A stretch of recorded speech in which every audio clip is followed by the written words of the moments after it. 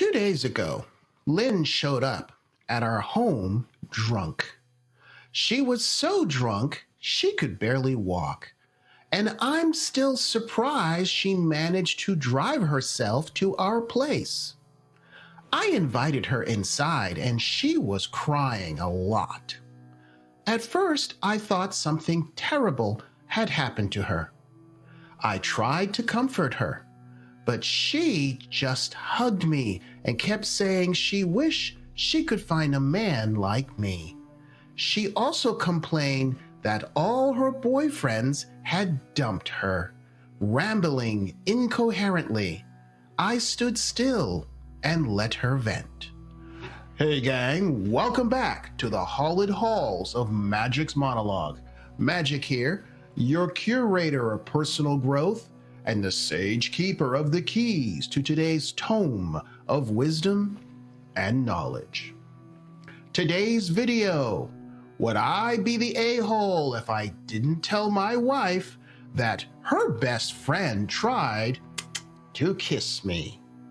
Let's begin the journey. This is a story of a poor bastard who attempted to do the right thing and executed it poorly and still got in trouble. Additionally, his fate is yet another reason why we must stop believing in the logical fallacy of happy wife, happy life. If anything, it leads to institutionalized emasculation and reinforced gynocentric thinking, which we now need to stand up and stop doing. Proper, moral, strong men create stable environments. We've completely abandoned this principle in favor of weak men who have been indoctrinated it's wrong to have strong masculine boundaries.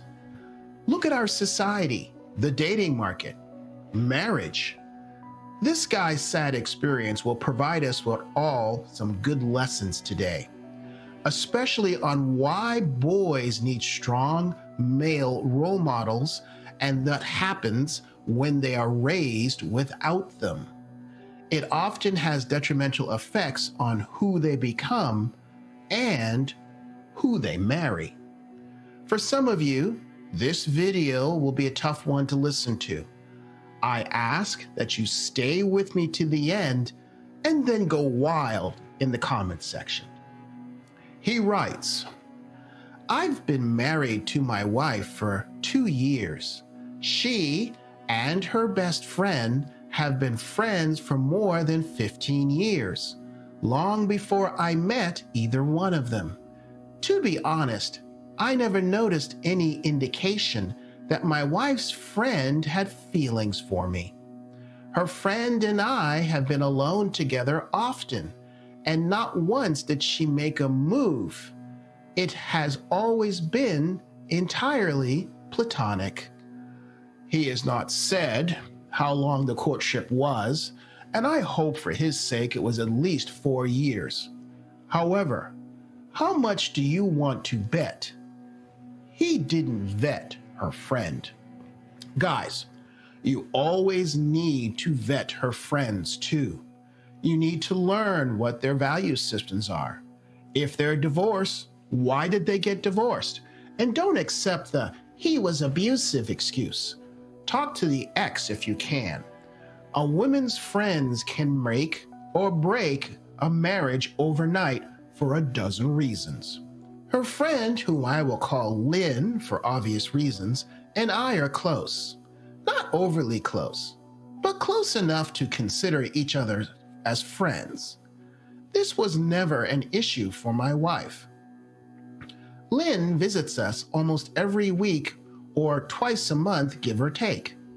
My wife doesn't drink, but I do, and so does Lynn. So whenever she visits, she and I drink and spend some time together.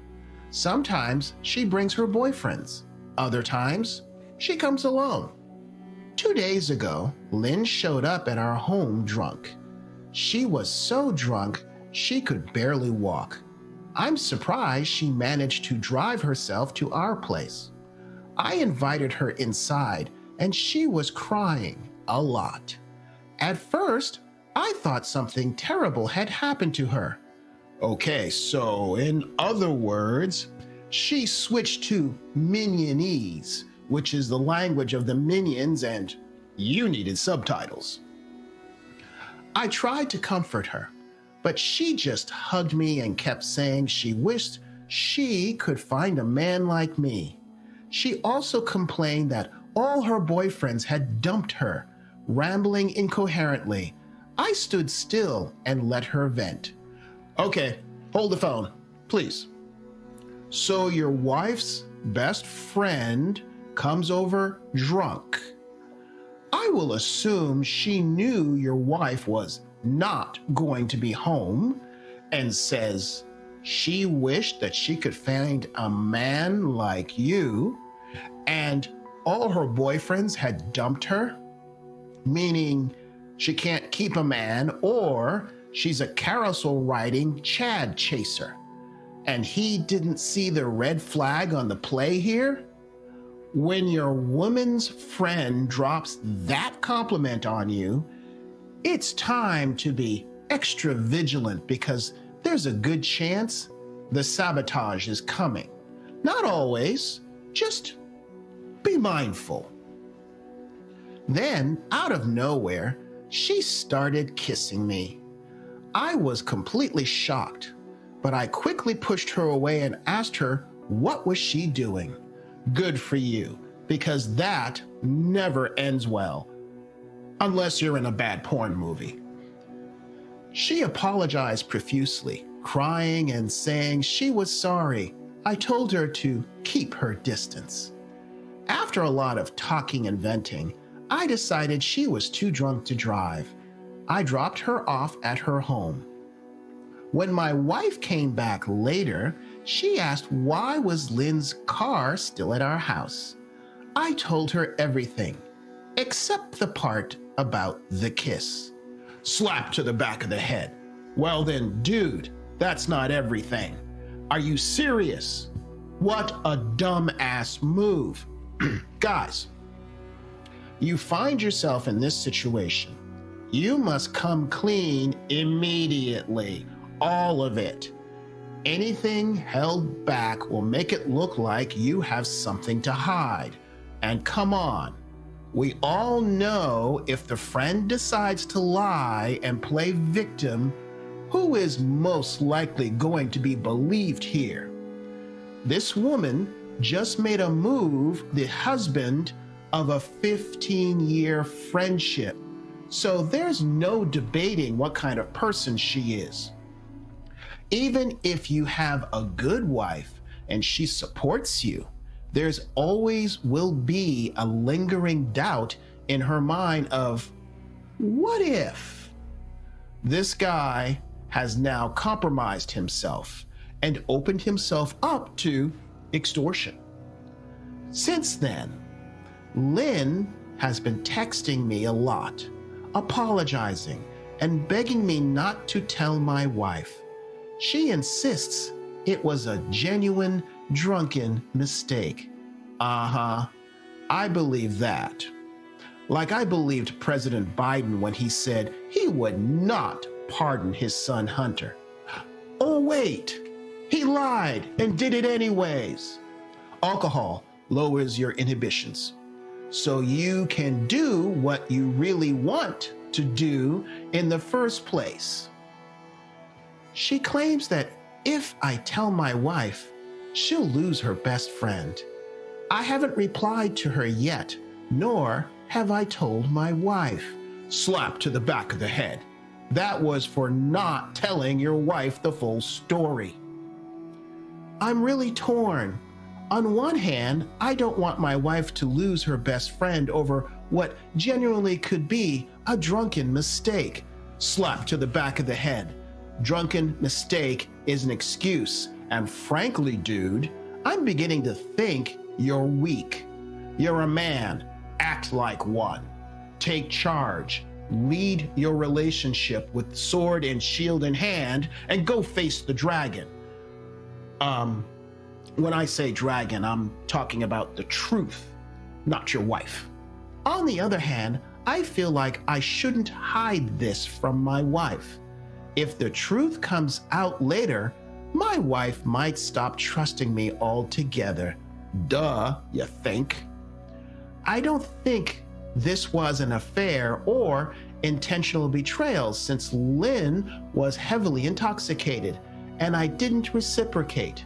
Could we simply bury the incident, move on, and avoid each other from now on? Let me think about this. No. And by the way, that whole bury this, pretend it didn't happen, move on. Are you a 14-year-old girl? God, you sound like a chick right now. No, you can't, because crap like this always comes back to bite you. You have to wonder, did you not have a masculine male role model growing up? In man world, these questions are a no-brainer, which leads me to question if you were raised in girl world by a single mom, or if your male influence was a passive beta male. In the comment sections below, tell me what you think, guys, about keeping it from his wife. Update. 5 days later. I decided to tell my wife everything. After a lot of thought, I realized it was better to come clean than hide the truth. Well, better late than never. Nice of you to grow a pair. When I told my wife, she was furious, angrier than I've ever seen her. She asked why I didn't tell her sooner and why I tried to hide it. I told her the truth. I was scared. I hoped she'd sweep everything under the rug because I didn't want her to lose her lifelong friend over one mistake.